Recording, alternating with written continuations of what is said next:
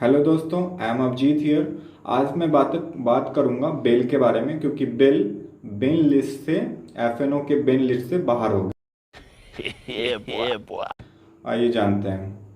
हाँ, जो बेल जो है, बेल की आप लोग बेल को समझ रहे होंगे, इलेक्ट्रिक सेक्टर की कंपनी।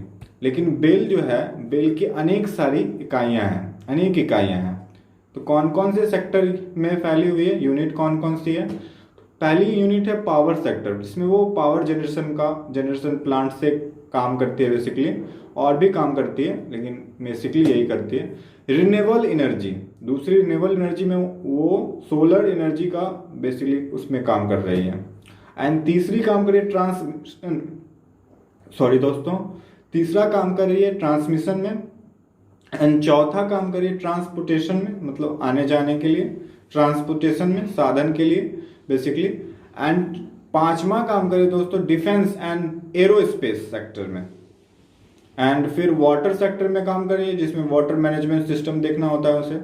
फिर बहुत सारे इंडस्ट्री के लिए भी काम करे, जैसे कि इलेक्ट्रिक एंड मैकेनिकल सिस्टम के लिए, पंप्स के लिए, मोटर्स के लिए, etc.. Paper and refining, steel के लिए, पेपर के लिए, रिफाइनिंग के लिए, इंडस्ट्री के लिए, एंड शुगर इंडस्ट्री के लिए, एंड स्टील इंडस्ट्री के लिए। तो आप जान रहे हो कितनी सारी इंडस्ट्री के लिए वो काम कर रही है। एंड फिर काम करिए ऑयल एंड गैस के लिए भी। इतनी सारी इकाई आप देख चुके हो, यूनिट, कितनी सारी यूनिट है। अब मैं बात करता हूं कि इसमें गिरावट देखने को मिली थी। 77 रुपीज से ये डायरेक्ट 68 रुपीज पहुंच गया था। इसके पीछे ये बेल का बहुत खराब रिजल्ट था। जो मार्च क्वार्टर 2021 की रिजल्ट आई थी, तो उसकी रिजल्ट में आया था -1035 करोड़ का उसे बेल को नुकसान हुआ था, प्रॉफिट लॉस हुई थी।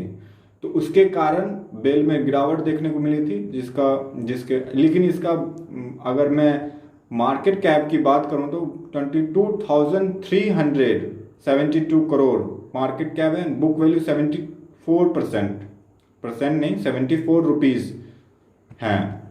एंड आज मैं इसमें रैली देखी गई, क्योंकि आज इसमें दो गुड न्यूज़ थी। एक कि ये एफएनओ के बेन लिस्ट से बाहर हो गया था, एंड दूसरी आप जानते होंगे कि मंत्रालय ने एक बयान में कहा था कि कंपनी की अन्य इकाइयां में ऑक्सीजन उत्पादन में भी प्रयास किया जाएगा, ऑक्सीजन उत्पादन को भी ध्यान में रखा जाएगा। इसमें कहा गया था कि अप्रैल के मध्य में देश में मेडिकल ऑक्सीजन की भारी कमी देखते हुए तो बेल हरिद्वार में एक इंडस्ट्री को एस्टेब्लिश किया, जिसमें उन्होंने 3000 से अधिक सिलेंडरों को भरने की क्षमता बनाई। और यह संयंत्र अब तक अस्पतालों की जरूरत पूरा करने के लिए लगभग 67,000 सिलेंडरों को मेडिकल कॉलेज तक पहुंचा चुका है। और इसी तरह बेल के भोपाल संयंत्र में अब तक विभिन्न अस्पतालों को 1,74,000 क्यूबिक मीटर ऑक्सीजन की आपूर्ति की है दोस्तों। अब ये क्या कर रहा है? अब कंपनी की हैदराबाद में जो इकाई है, जो 40 साल से इनएक्टिव हो गई थी दोस्तों, 40 साल से इनएक्टिव हो गई थी, उसे ये पुनर्जीवित करने का काम कर रहा है। पिछले 12 साल से परिचालन में नहीं थी। वो 40 साल पुरानी कंपनी है और पिछले 12 साल से इनएक्टिव हो गई थी, उसे ये पुनर्जीवित करने का काम कर रहा है। तो आप जान रहे हो कितनी अच्छी न्यूज है, जिसके वजह से इसमें अच्छी खासी रैली देखने को मिलेगी। आप इसमें छोटे छोटे अमाउंट में पैसे इन्वेस्ट कर सकते हो और अपना धीरे धीरे पोर्टफोलियो, अगर बेल को अपने पोर्टफोलियो में रखना चाहते हो तो धीरे धीरे एक्युमुलेट कर सकते हो, धीरे धीरे शेयर को लिया जा सकता है। ओके दोस्तों, बाय बाय।